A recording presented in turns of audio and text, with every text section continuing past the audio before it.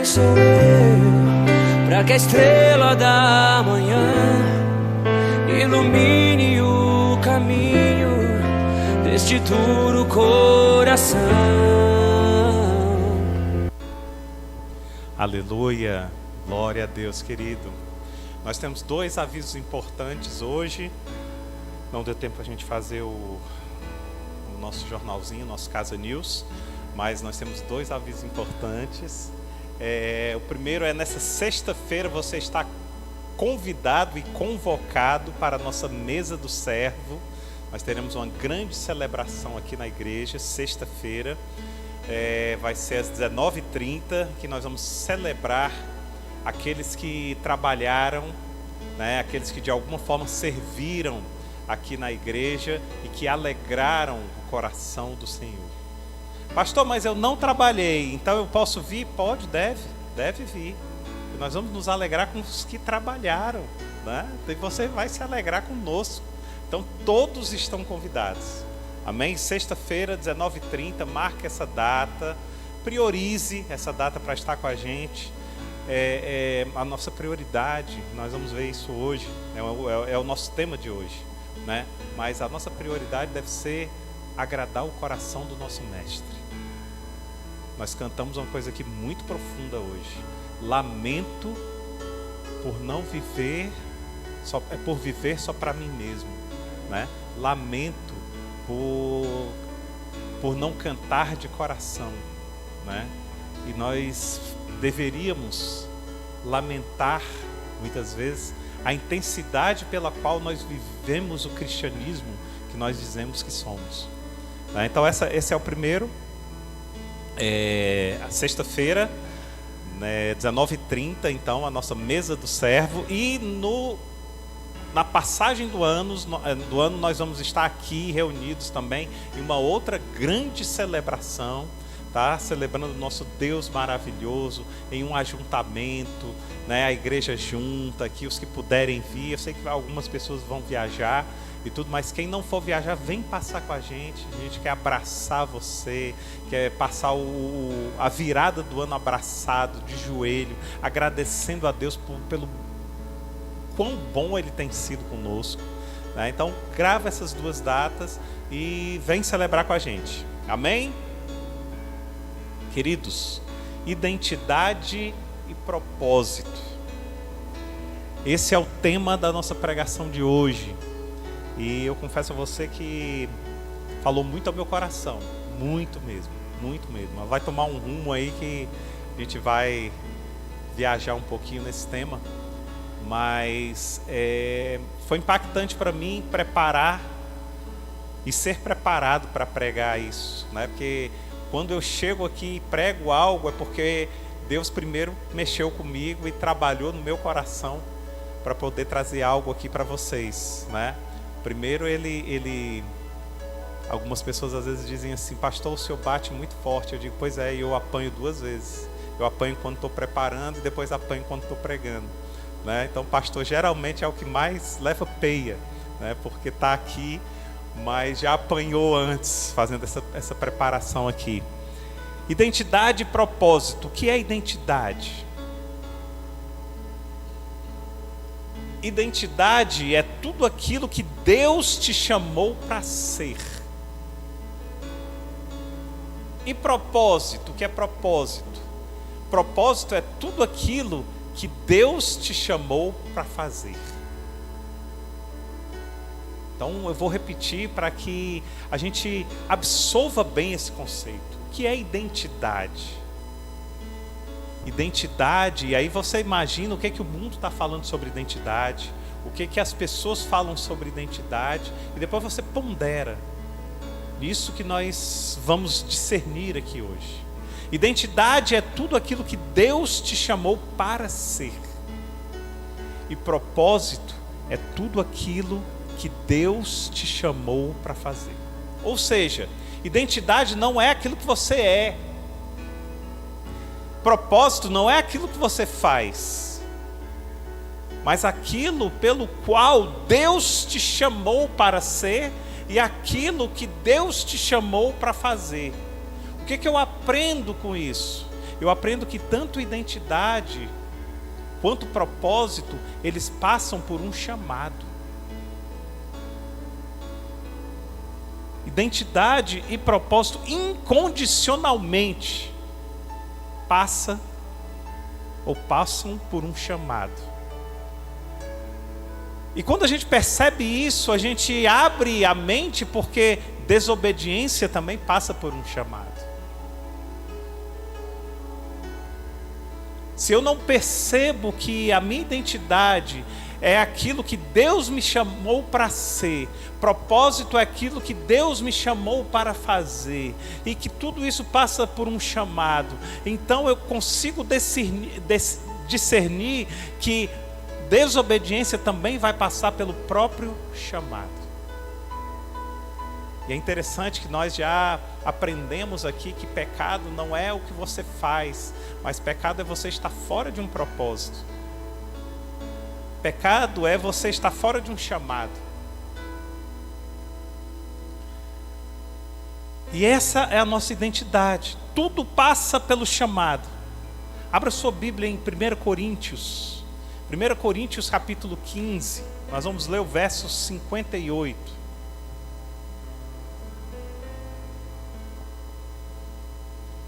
1 Coríntios 15, 58 diz o seguinte.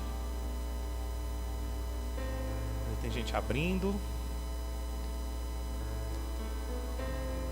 1 Coríntios capítulo 15, verso 58 diz assim: sede firmes, inabaláveis e sempre abundantes na obra do Senhor, sabendo que no Senhor o vosso trabalho não é em vão. Amados, a palavra de hoje é uma palavra de encorajamento, é uma palavra de força e é uma palavra de direcionamento. Presta atenção nisso. Encorajamento, força e direcionamento. Essa palavra é para você, e aqui nós vamos dar início, inclusive, para a nossa festa na sexta-feira. Mas é uma palavra para você que serve na obra do Senhor, mas que você passa por percalços, você passa por tribulações. E pelo que eu tenho sentido, pelo que eu meditei nessa palavra, na palavra que brotou no meu coração, levando em consideração o que foi dito no Comum e Mesa da sexta-feira, que foi pregada a parábola das sementes, né? do semeador, parábola do semeador. Com mais essa palavra de hoje, com mais o que vai acontecer no nosso tempo de mesa para o servo, Deus tem preparado algo para nós na questão do serviço. Então essa palavra ela é uma palavra de encorajamento para você, mas ela também é uma palavra para que você, apesar de cristão e não serve ao Senhor, que você que se limita a assistir aos cultos, você que se limita a participar dos eventos da agenda da igreja, que você seja encorajado a isso, a servir.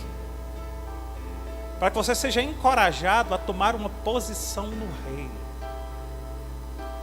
É interessante porque nas batalhas que haviam no passado, tomava-se uma grande vantagem o exército que se posicionava primeiro. Quem pratica alguma arte marcial sabe que quando você toma uma posição primeiro, quando você toma uma atitude primeiro, você está na frente na luta e na batalha. Quem joga xadrez sabe que é aquele que joga a pedra primeiro, quem se posiciona antes naquele local, ele está na frente. Mas nós, como cristãos, muitas vezes nós não nos posicionamos como tal. Em uma luta corporal, a primeira coisa que você faz é você se posicionar para você poder lutar. Você aumenta a sua base, você toma uma posição de defesa e posição de ataque. Mas como cristãos, nós andamos completamente abertos. Quem aqui já fez Muay Thai ou já fez boxe, professor sempre diz assim: ei, posição, guarda alta, guarda alta. E muitas vezes você cansa, quando você cansa, você baixa a guarda. E o professor diz: ei, levanta a guarda, sobe a guarda. Para quê? Para que o inimigo não te acerte. Mas aquilo que o teu professor de Muay Thai ou de boxe está dizendo, ele está dizendo o seguinte: ei, no mundo espiritual, existe uma guarda que você precisa estar com ela todo o tempo levantada. Porque senão o inimigo vai te acertar em cheio. E ele vai te nocautear. Se você não mantiver a sua guarda levantada, pode ter certeza, o golpe entra. E nós cristãos, muitas vezes, vivemos nocauteados pelo inimigo, simplesmente porque não aprendemos a levantar a guarda ou nos posicionarmos. Se nós fôssemos resumir a mensagem de hoje para o primeiro grupo de pessoas, né? Ou seja, as pessoas que servem na igreja, e se a gente fosse resumir a palavra em duas palavras, né? Resumir a mensagem de hoje em duas palavras seria: não desista. Mas se nós fôssemos também resumir essa palavra para o grupo de pessoas da igreja que não serve, seria: comece logo. Não desista para aquele que já serve, para aquele que já tem um lugar, para aquele que já tem um posicionamento no reino. E para aquele que ainda não tem esse posicionamento, se fôssemos resumir em duas palavras, seria: ei, começa logo. Lamento por viver só para mim mesmo. Lamento. Será que você cantou isso de coração? Sabe? Na mesma música que a gente cantou, diz assim: nada mais, nada além de ti. Eu vi uma pregação de um pastor agora recentemente que ele disse assim: cara, a gente não está tendo noção do que a gente está cantando. E aí ele cita uns 2 ou 3 exemplos mais ou menos nesse nível. Ele diz: será que você tem noção que você está cantando assim, Senhor, nada além de ti? Quando na verdade nós estamos colocando ele quase que em último plano da nossa vida. Estamos colocando ele às vezes num domingo, à tarde, à noite, se não chover. Se não aparecer algo na minha agenda, porque se aparecer, eu vou lá no grupo e digo assim: ei, gente, infelizmente, hoje eu vou levar falta, hoje eu vou levar. Mas você talvez não seja capaz de chegar para a pessoa que te convidou e falar: ei, esse dia não porque eu tenho culto. Esse dia não, porque a minha hora de cultuar é ao Senhor. Né? Lamento por não priorizar, Senhor, as coisas para ti, mas quando chega aqui eu canto: nada além de ti, Senhor, nada além de ti. Será que não estamos sendo hipócritas? Mas Deus é misericordioso, Deus nos ama mesmo assim. Então a palavra para você que já está posicionado no reino é: não desista, querido. E a palavra para você que ainda não se posicionou, que você ainda é um cristão de cadeira, um cristão que vem para assistir, para assimilar, um cristão que vem para receber: ei, comece logo. Nós cantamos aqui a primeira música, Os Sonhos de Deus. Pois Deus tem um sonho para a tua vida. Tem um sonho para a tua vida. Quem é pai aqui sabe que a gente sonha certas coisas para os nossos filhos, e a gente sempre sonha o melhor, né? E às vezes quando a gente vê o filho se desviando para um lado, ou o filho se desviando para o outro, a gente diz: meu Deus, não é isso. E a gente chora, a gente clama, a gente acorda de madrugada, abre propósito. Se tem algum pai ou alguma mãe aqui que nunca abriu propósito de madrugada, meu querido, né? Quantas vezes? Abrindo propósito de madrugada, levanta de madrugada, vai se ajoelhar e dizer: Senhor, estou eu aqui de novo pelo meu filho. Por quê? Porque o pai sonha com o melhor para o seu filho, mas deixa eu te dizer uma coisa: Deus sonha com o melhor para você. E se você abre um propósito para os seus filhos, Ei, Deus tem um propósito para você. Tem uma música que diz: tem lugar à mesa, pode se achegar. O lugar à mesa está garantido, querido. Mas muitas vezes nós estamos tão ocupados. A parábola das bodas, o rei manda chamar os convidados, mas a maioria dos convidados tem algo para fazer. Quando eu reflito nessa parábola, eu olho para Deus e disse: Senhor, será que a minha agenda não está te excluindo? Aonde? Me mostra, Senhor, aonde a minha agenda te exclui, para que eu possa aprender a excluir a agenda que te exclui, Senhor. De alguma forma. Então, queridos, Deus tem um sonho para a sua vida. Sonho de identidade, sonho de propósito. E os sonhos de Deus jamais vão morrer. Jamais vão morrer. Dito isso, vamos começar aqui pelo primeiro grupo. O primeiro grupo é formado pelas pessoas que incansavelmente servem na igreja local. Pessoas que tomam para si a responsabilidade de assumir o compromisso e ficam verdadeiramente responsáveis por aquela área da igreja. São as pessoas que olham e dizem assim: pastor, não se preocupe. Pastor, deixa comigo. Pastor, eu vou lá, pode deixar que eu faço. Sabe? Pessoas essas que costumam dizer assim: pastor, conta comigo. E são pessoas que cuidam. São pessoas que fazem. Essas pessoas, elas são do grupo, se eu fosse nominar esse grupo, eu diria que são o grupo sem noção. Sem noção. Eu gostei da risadinha. E faz sentido. É o grupo dos sem noção. Pastor, deixa comigo, pastor. Pastor, pode deixar que eu faço. Pastor, e por que é o grupo sem noção? Porque eles não têm noção do alívio que eles trazem para o corpo. Não tem noção. São sem noção mesmo. Eles não têm noção do impacto que eles causam no mundo espiritual. Totalmente sem noção. Eles não têm noção do quanto eles agradam o coração de Deus. Então, é o grupo dos sem noção. Sabe? É o grupo das pessoas que olham e digam assim: pastor, deixa comigo, eu estou contigo nessa obra, estamos juntos, pastor, essa área aqui, pode descansar nessa área. Eu olho e digo assim: sem noção. Sem noção. Se ele tivesse noção do quanto ele está agradando a Deus, quanto ele está contribuindo na obra, que maravilha. São esses os crentes sem noção. E amados, a minha oração por essas pessoas é que Deus dê uma medida sobrenatural de teimosia para elas.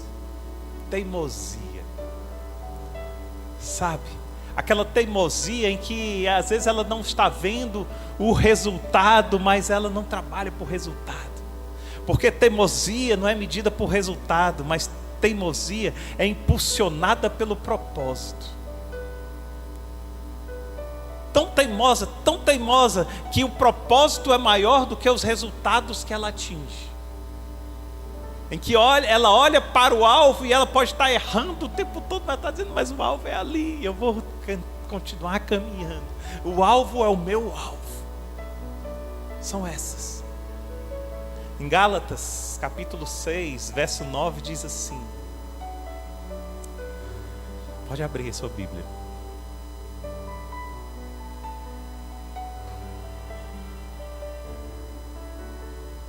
Não nos cansemos de fazer o bem, pois no tempo próprio colheremos se não desistirmos. Amados, esse versículo ele tem mais a ver com o ministério do que a gente possa imaginar.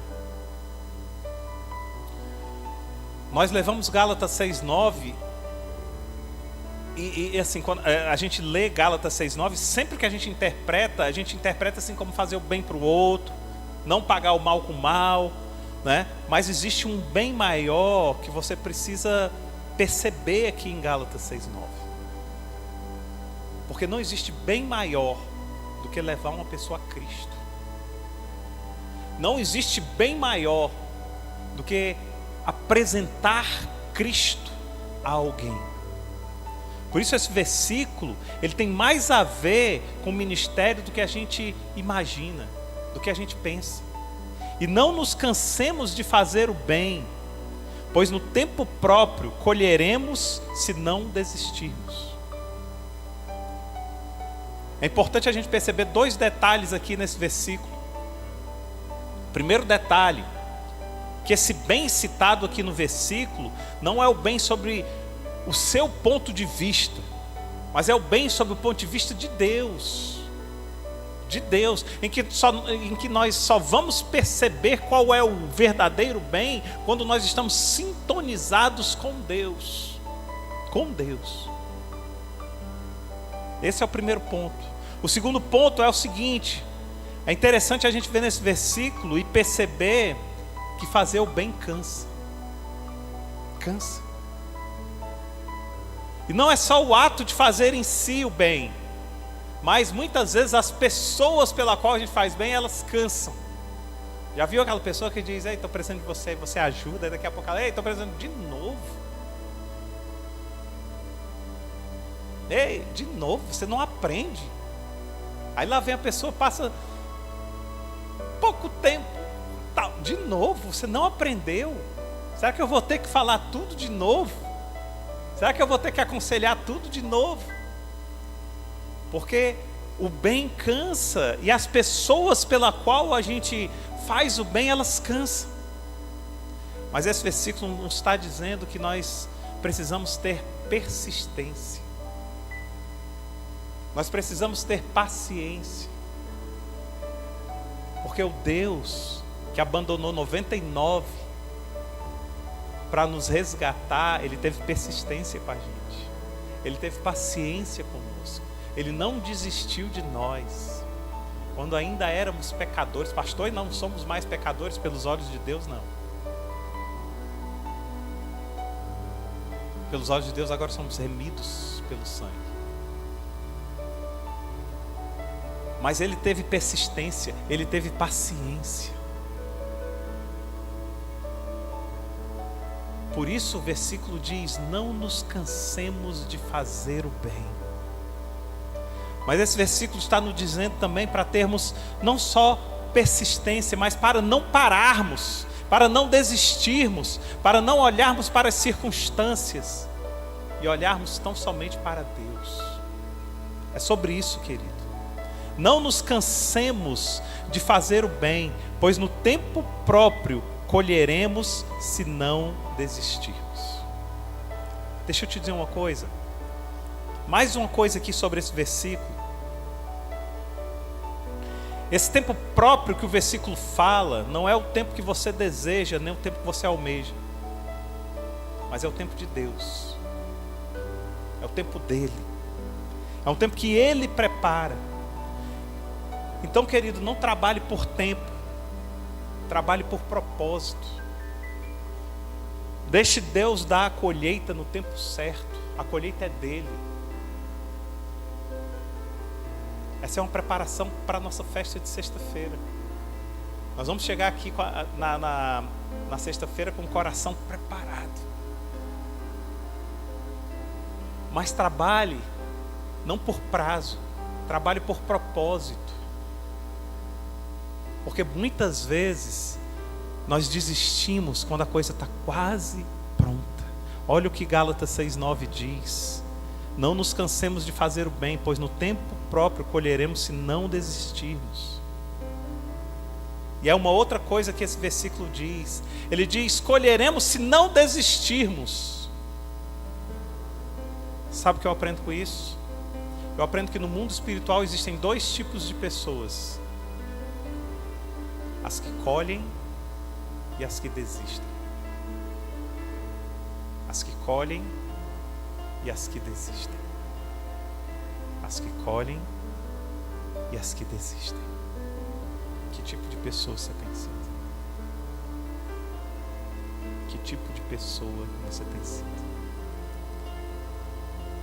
Olha o que Deus diz para a igreja lá em Apocalipse, capítulo 2. Nós vamos ler do verso 1 ao 7. Apocalipse capítulo 2, Deus vai falar diretamente para a igreja.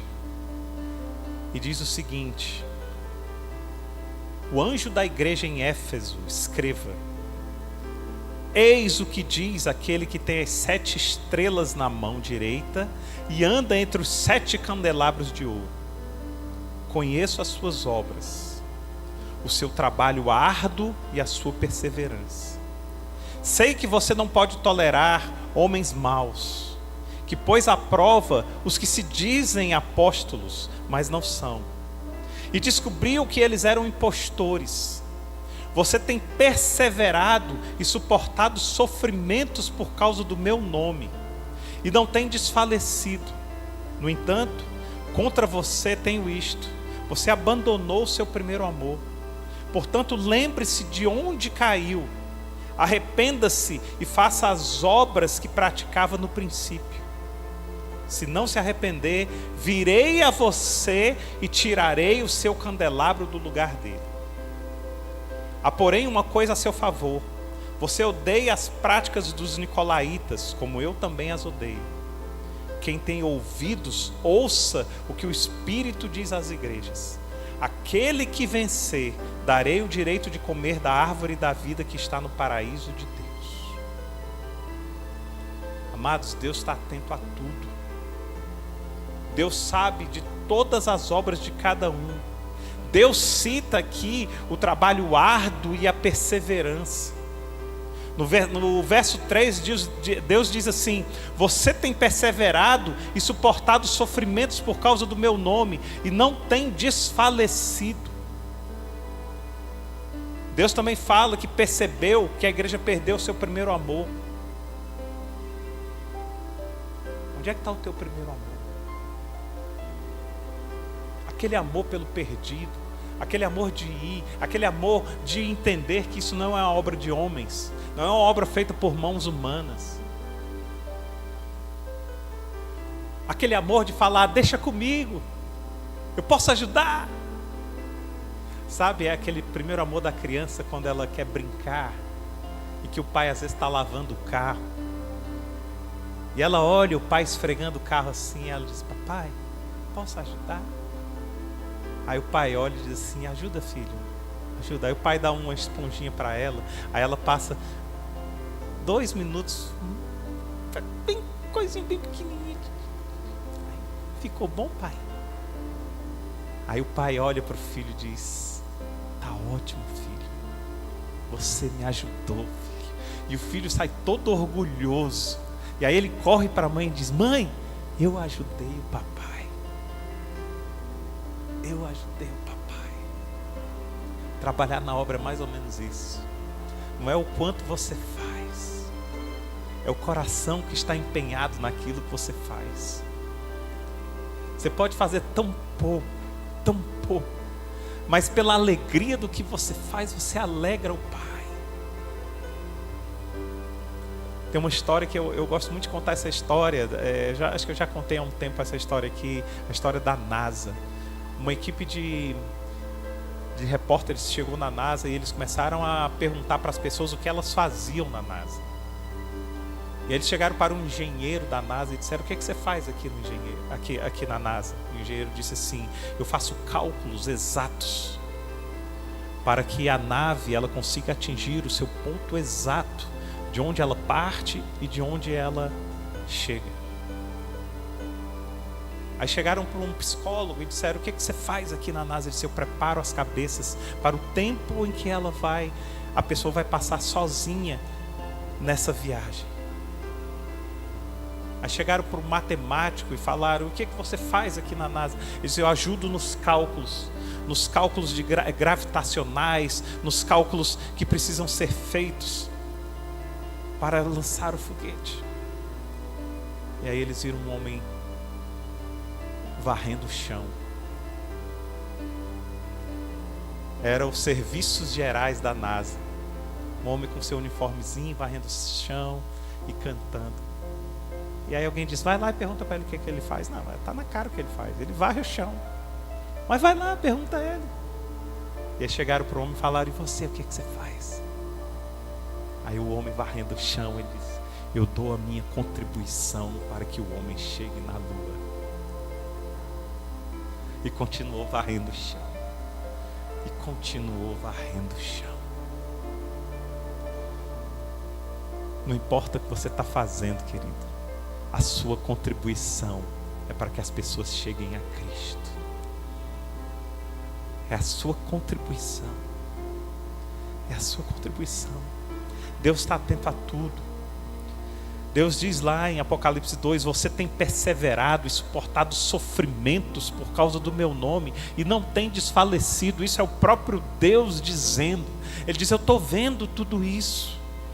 Deus fala também que percebeu que a igreja perdeu o seu primeiro amor. Alerta ao povo dizendo: ei, se arrepende, para que você não perca o candelabro. Mas no verso 7 ele diz assim: quem tem ouvidos, ouça o que o Espírito diz às igrejas. Aquele que vencer, darei o direito de comer da árvore da vida que está no paraíso de Deus. Sabe o que eu aprendo com isso, querido? Eu aprendo que a vitória está reservada para aquele que perseverar. A vitória está destinada àquele que não desistir. Por isso, no mundo espiritual, existem dois tipos de pessoas: aquelas que colhem e aquelas que desistem. Ontem a gente estava assistindo um documentário de um dos caras que foi um dos maiores campeões mundiais de jiu-jitsu da história. Ele ganhou o campeonato mundial 14 vezes. E os 10 primeiros campeonatos dele, campeonato de praça, de rua, os 10 primeiros ele perdeu. Ele perdeu na primeira luta, os 10 primeiros campeonatos que ele participou. Mas ele disse assim: eu tinha duas opções, ou eu parava ou eu continuava, e eu resolvi continuar. Até que ele ganhou o primeiro. E aí ele foi continuando. Sabe por quê? Porque existem dois tipos de pessoas: as que colhem e as que desistem. Uma vez perguntaram eu esqueci o nome dele, foi o maior jogador de basquete da história. Quem? Michael Jordan. Michael Jordan, como é que você acerta tanta bola de 3? Ele disse: porque você não vê eu treinando e errando o dobro do que eu acerto. Eu erro muito mais do que eu acerto. Mas eu treino tanto, que aí eu erro um montão, mas acerto um montão. Você tem jogado no time dos que colhem ou no time dos que desistem? Porque quando você desiste, querido, você perde a colheita. Vamos voltar aqui para Apocalipse 2:7. Quem tem ouvidos, ouça o que o Espírito diz às igrejas. Aquele que vencer, darei o direito de comer da árvore da vida que está no paraíso de Deus. Aquele que vencer. Aquele que vencer, ele vai colher. Quando você não desiste, Deus te dá o direito da colheita. Jesus teve a oportunidade de desistir no deserto. Quando Jesus é tentado pelo diabo, ele tem a oportunidade de desistir e dizer assim: tá bom, diabo, eu vou transformar a pedra em pão. Tá bom, diabo, eu vou me jogar daqui. Tá bom, diabo, você vai me dar tudo isso se eu prostrado te adorar? Pronto, ele teve a opção de desistir.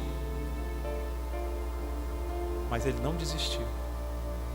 Jesus não desiste quando é tentado no deserto pelo diabo. Jesus não desiste quando ele está no Getsemane. Ele tem a oportunidade de desistir no Getsemane, quando está prestes a passar por todo aquele sofrimento. Mas Jesus não desistiu. E por não ter desistido, Jesus vence a morte e é o nome que está acima de todo nome. Colhe o título de nome que está acima de todo nome.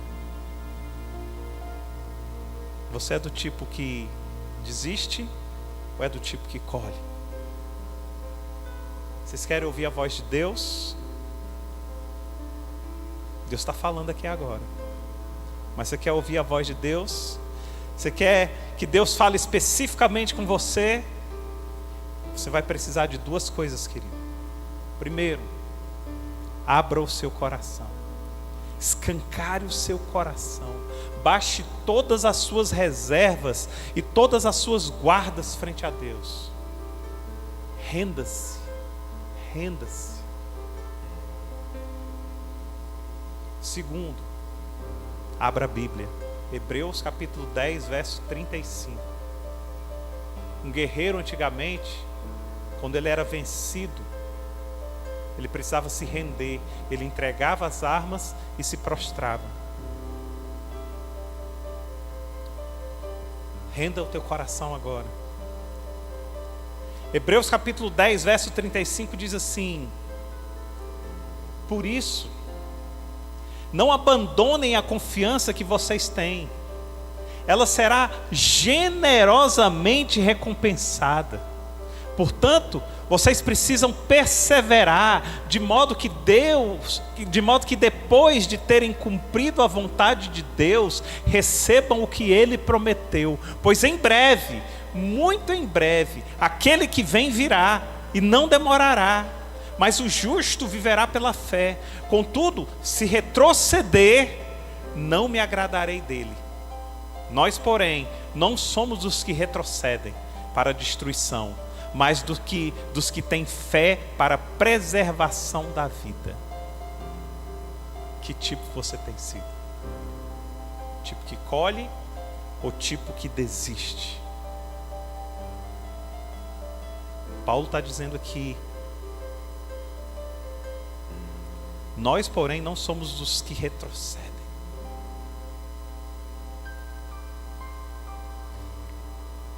Retrocedem para onde? Para destruição. Mas nós somos daqueles que têm fé para a preservação da vida. Que vida se nós vamos morrer todos? Vida eterna. Esse versículo ele fala mais profundo do que a gente pode imaginar. E aí, queridos, tem duas coisas que nós ouvimos muito nos dias de hoje. A primeira é: eu até gostaria de servir mais, eu até gostaria de me doar mais, mas a minha vida é tão corrida. Será mesmo? Será que é isso mesmo, ou será que você não está priorizando pouco o reino de Deus? Pastor, mas é porque eu preciso ganhar a vida. Sabe qual é a resposta para isso? Ingrato. Ingrato. Então, porque você já ganhou a vida eterna, agora você quer ficar ganhando só a vida terrena? Será porque Deus já te deu a vida eterna, agora você vai correr só atrás da vida terrena? Ingrato. Ingrato você. Ou pior, será que você não está correndo demais para ganhar a vida e se esquecendo da vida eterna? De que adianta o homem ganhar o mundo e perder a sua alma? De que adianta?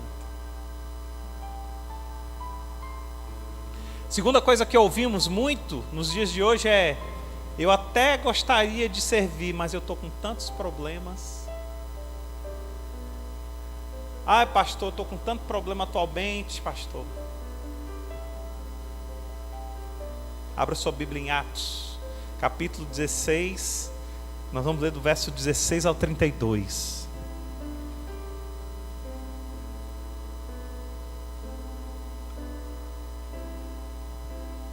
A resposta para essas pessoas que dizem que estão com muito problema é: sirva com problemas. Sirva com problemas. Nós vamos ver aqui o melhor exemplo disso.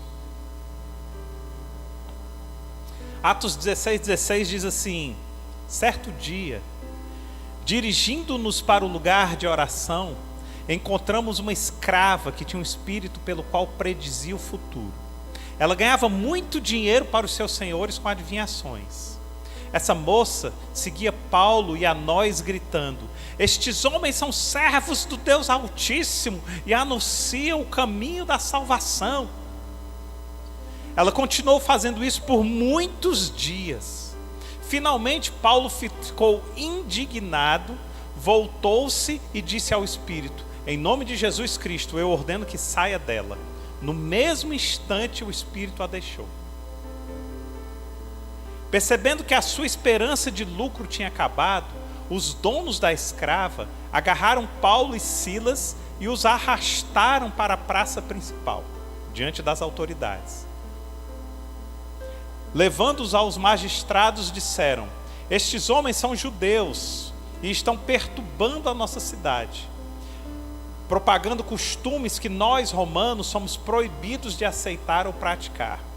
A multidão ajuntou-se contra Paulo e Silas, e os magistrados ordenaram que suas roupas fossem arrancadas e eles açoitados.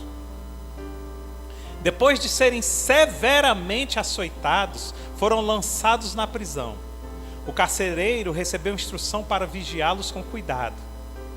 Tendo recebido tais ordens, lançou-os no cárcere interior e prendeu os pés deles no tronco. Por volta da meia-noite, Paulo e Silas estavam orando e cantando hinos a Deus, e os outros presos os ouviam. De repente, houve um terremoto tão violento que os alicerces da prisão foram abalados. Imediatamente, todas as portas se abriram e as correntes de todos se soltaram. O carcereiro acordou e, vendo abertas as portas da prisão, desembainhou a espada para se matar, porque pensava que os presos tivessem fugido. Paulo, porém, gritou: não faça isso, estamos todos aqui. O carcereiro pediu luz, entrou correndo e, trêmulo, prostrou-se diante de Paulo e Silas. Então levou-os para fora e perguntou: senhores, que devo fazer para ser salvo? Eles responderam: creia no Senhor Jesus Cristo e serão salvos você e os da sua casa. Em seguida, pregaram a palavra de Deus a ele e todos os da sua casa. Amados, nós achamos extraordinário quando a gente vê uma pessoa servir em algum ministério. Mas isso não é extraordinário, isso deveria ser comum. Eu gosto de selecionar bem quem vem aqui à frente, porque às vezes as pessoas dizem assim: pastor, eu queria levar o meu testemunho. Eu disse: qual é o teu testemunho? Pastor, olha só, eu era traficante de drogas, eu matava, eu roubava, pastor, não sei o que tal, até que eu conheci a Jesus e me recuperei. Eu digo: cara, a tua história é linda, é maravilhosa. Glória a Deus por isso. Eu creio num Deus transformador. Mas que essa história não seja a base da vida dos cristãos. A base da vida dos cristãos não é chegar aqui um testemunho e falar: eu era assim, agora fui curado. Não. A base dos cristãos deve ser assim: olha, eu sou filho de crente, meus pais me ensinaram o caminho e eu ando no caminho desde que meus pais me ensinaram. Porque a gente toma muito cuidado com esses jovens que hoje ouvem os testemunhos e olham para eles e dizem assim: puxa vida, eu nunca matei, eu nunca roubei, eu tento andar tanto assim na linha, meu pai me ensinou a linha, principalmente a segunda geração e tudo. E aí eles se sentem comovidos porque não tem um testemunho. Esse é o principal testemunho, esse é o testemunho que a gente quer ouvir aqui. Agora, uma vez ou outra, a gente traz o outro testemunho de salvação e de resgate. Mas o testemunho base é falar assim: ei, a minha casa era de Cristo, meus pais eram de Cristo, eu sou de Cristo, e os meus filhos serão de Cristo, e meus netos serão de Cristo. Esse é o testemunho. Então, quando a gente vê uma pessoa servindo, a gente acha extraordinário. Olha o fulano como serve. Cara, isso era para ser o comum. Porque extraordinário mesmo é você servir cheio de problemas. No verso 22 e 23 aqui, a Bíblia diz que Paulo e Silas, eles foram despidos, e diz que eles foram severamente açoitados. Quando a Bíblia diz severamente açoitado, naquele tempo é porque eles foram muito açoitados. E sabe por quê? Eles foram despidos e severamente açoitados porque estavam servindo. Tinham acabado de libertar uma mulher, uma escrava que não era só escrava do homem, mas era uma escrava espiritual. Depois eles foram colocados numa prisão. no quarto de dentro da prisão. Sabe o que isso significa? O local mais quente da prisão. Mais quente. Com os pés amarrados num tronco. Então um olhou para o outro, todo dolorido, todo açoitado, todo amarrado. E disse para o irmão: aqui não dá para servir não, o que a gente pode fazer? Aí o outro disse: ei, então vamos orar e vamos adorar. Vamos orar e vamos adorar. E começaram a orar e começaram a adorar. É impressionante. É como que ele dissesse assim: ei, agora é hora vaga. Estamos nas horas vagas. Me envergonha isso. Sabe? Me envergonha isso. Me envergonha de olhar para Deus e falar: Senhor, o que eu tenho feito nas horas vagas? Não recebi nem um açoite. Também não estava pregando para ninguém. E agora, nas minhas horas vagas, eu tenho direito ao meu Netflix. Tem, querido, tem. E tem mesmo. Agora, nas minhas horas vagas, eu tenho direito de assistir o que eu quiser. Tem, querido, tem mesmo. Ninguém está falando que você não tem. Mas eu queria ser como um desses. De olhar todo dolorido, todo quebrado. As feridas ainda abertas nas costas dos açoites que levaram. Paulo olhou para Silas, Silas olhou para Paulo. Paulo, nós estamos amarrados, Paulo. É mesmo, Senhor. Não vai dar para pregar para ninguém, que a gente está aqui no quarto de dentro. O que a gente faz? Dá para adorar e dá para orar, não dá? Dá. Vamos então? Vamos. Ah, querido, até que todos começam a ouvir. Começaram a orar e começaram a adorar. E quando começa uma adoração e uma oração, os alicerces da prisão caem. As portas da cadeia são abertas. E sabe o que acontece? Verso 32. Voltam a servir.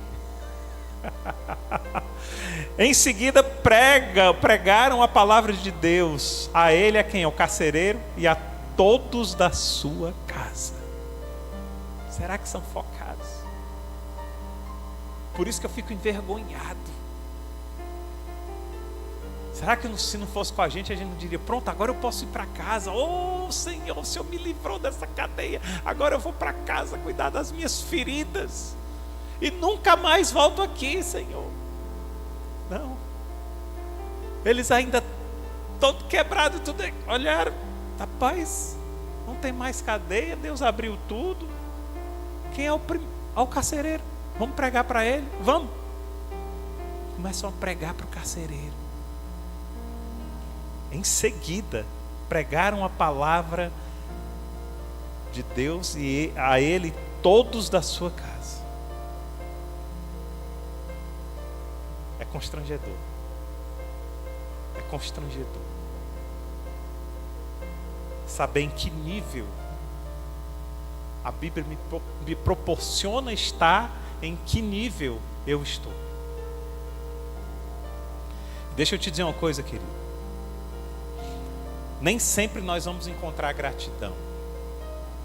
Nem sempre nós vamos encontrar reconhecimento. Nem sempre nós vamos encontrar palavras de encorajamento nas pessoas. Mas sempre nós vamos encontrar forças no Senhor. Repita comigo: sempre nós vamos encontrar forças no Senhor. Sempre. Mas sempre nós vamos encontrar estímulos para continuar na palavra. Repita comigo: sempre haverá estímulos na palavra. Sempre. A nossa recompensa deve ser sempre a palavra e a presença. A nossa recompensa não deve ser aquilo que as pessoas trazem para nós. Não. Isso é bom, alegra, massageia o ego, nos dá às vezes a força de continuar. Mas não deve ser esse o nosso combustível. O nosso combustível é a palavra e a presença. A palavra e a presença. Isso era o que movia Paulo, isso era o que movia Silas. Isso é o que fez eles levarem uma adoração tão profunda, tão perfeita, a ponto de quebrar as cadeias. Será que a nossa adoração tem quebrado as cadeias? Será que a nossa oração tem libertado os cativos?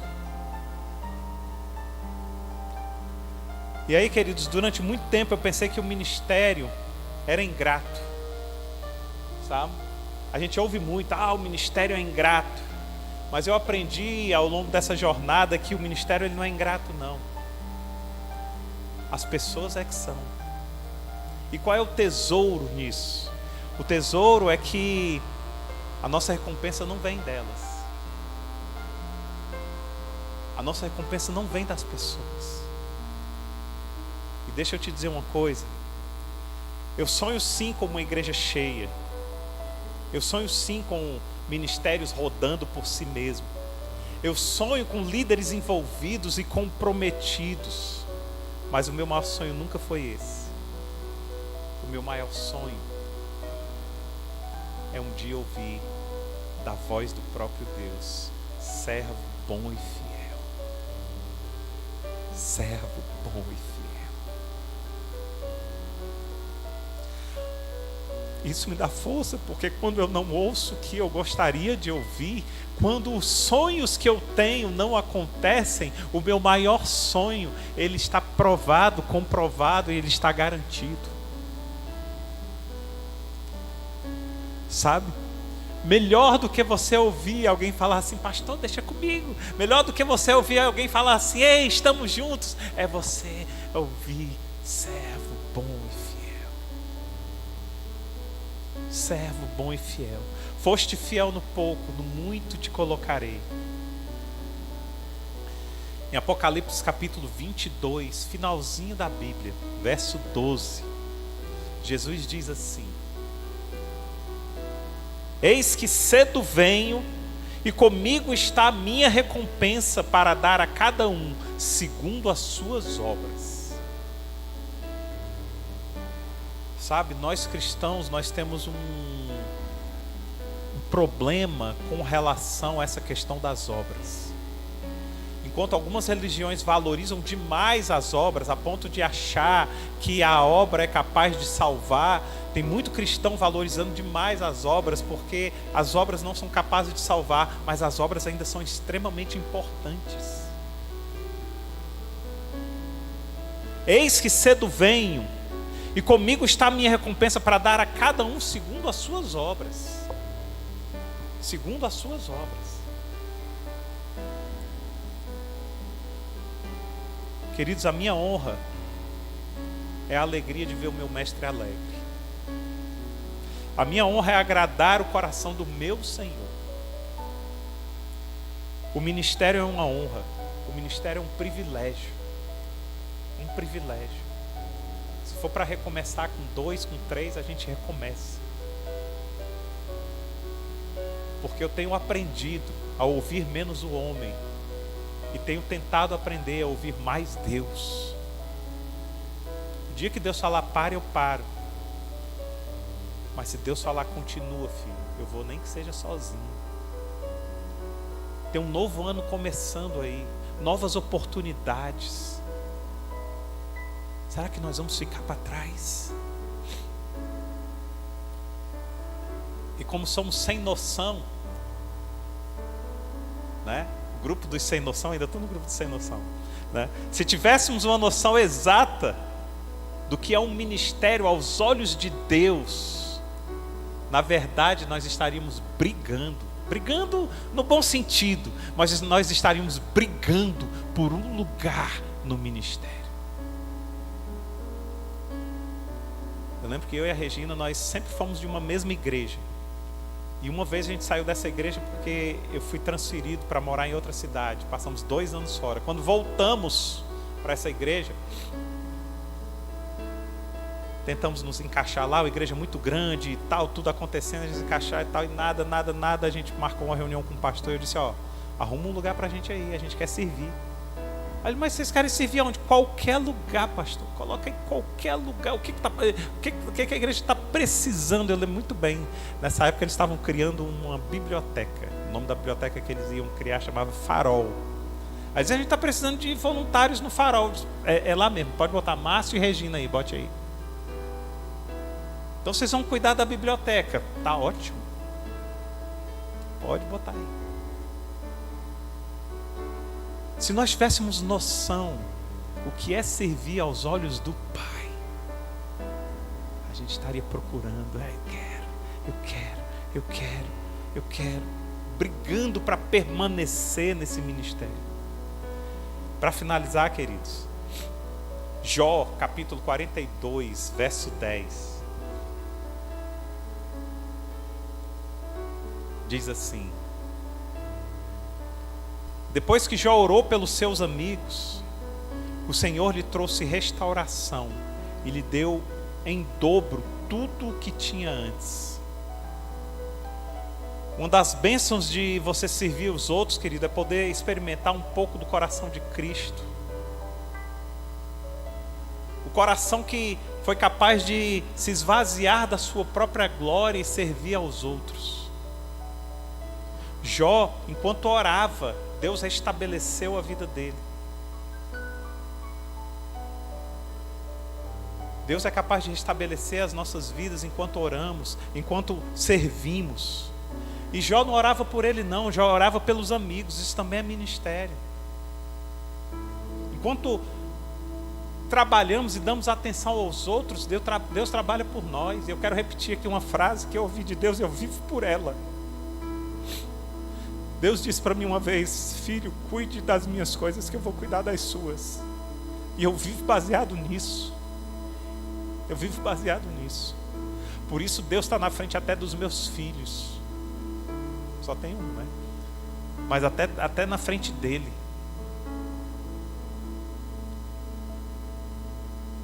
Porque eu vivo baseado nisso. Eu sei que enquanto eu estou cuidando das coisas, Deus está cuidando dele. Porque é promessa. É promessa. Eu ouvi isso. Eu ouvi. Quem é que pode tirar isso? Quem é que pode dizer o contrário? Eu ouvi. Eu sou testemunha. Sabe? Às vezes eu estou em casa, amor, hoje está tranquilo, maravilha, não temos nada o que fazer. Pim, o telefone toca. Pastor, dá para o senhor me atender?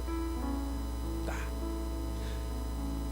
Porque enquanto eu cuido das coisas de Deus, Ele cuida das minhas. E aí Deus diz assim: sabe por que está tranquilo aí? Porque eu estou cuidando. Porque eu estou cuidando, não é você. Não é você.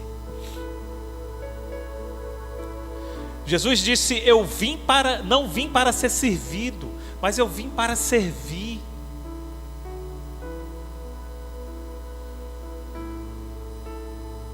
Um anjo de Deus, ele aparece para Cornélio e diz assim: Cornélio, tuas orações e tuas esmolas subiram até os céus. O que você ora e o que você faz em favor dos outros sobe até os céus a teu favor, querido. Abra sua Bíblia em Jó, capítulo 4. Jó, capítulo 4.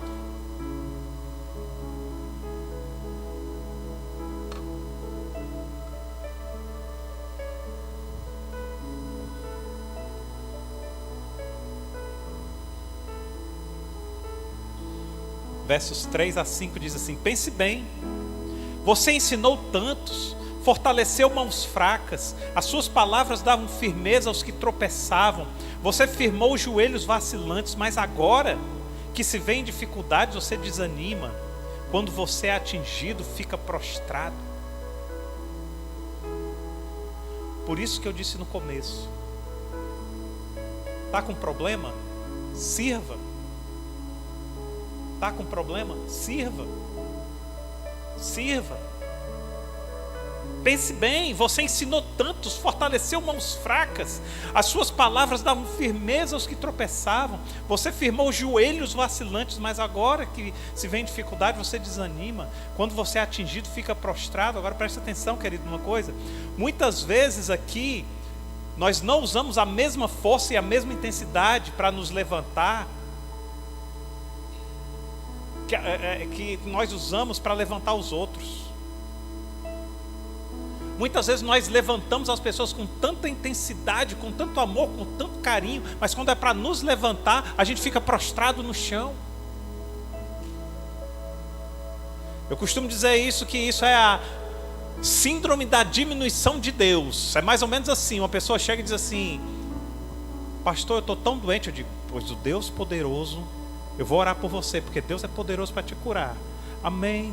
Senhor, cura o meu irmão, Senhor, porque eu creio, e eu creio que o Senhor é poderoso para curar o meu irmão, Senhor. Aí você sai cheio de fome, mas o médico chega para você e diz assim: pastor, você está doente. Ah, meu Deus, eu estou doente agora. Parece que Deus diminui. Quando é para o meu irmão, Deus é grande, é poderoso, é todo poderoso, fortão. Mas quando é para mim, Deus diminui, emagrece, definha. É o mesmo Deus, querido. É o mesmo Deus. Quando declaramos que Deus é o nosso Senhor, estamos declarando que somos servos. E servo é o que serve. Pode subir o louvor. Servo é o que serve. Porque se o servo não servir, o Senhor não está sendo o Senhor dele. Então, quando declaramos que Deus é o nosso Senhor, nós precisamos dizer: se Ele é o meu Senhor, eu o sirvo. E qual é o teu tipo de serviço? E aí eu quero finalizar dizendo: que tipo de servo você tem sido?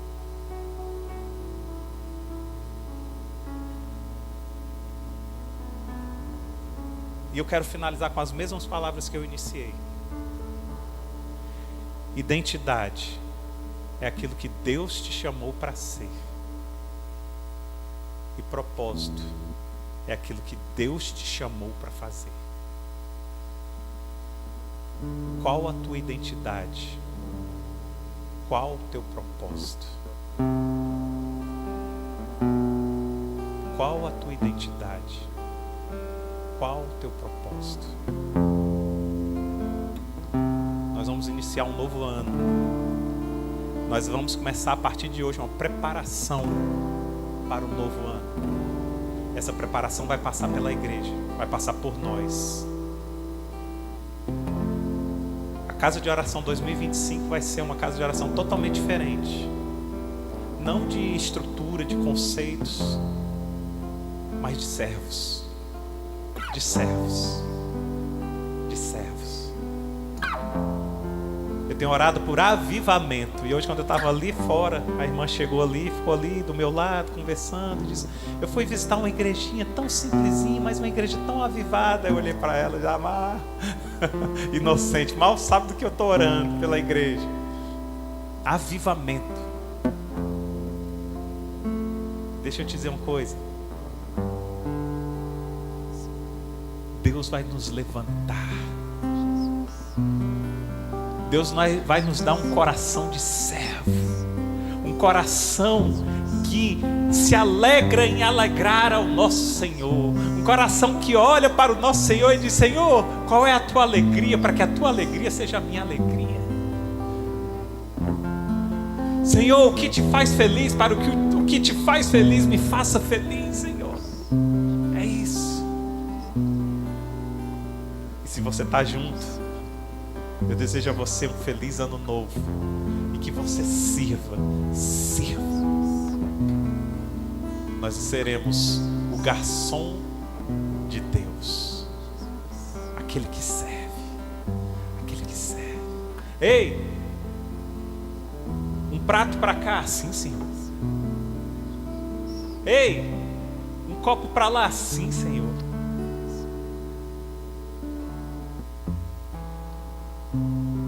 Eu já fui pago para servir.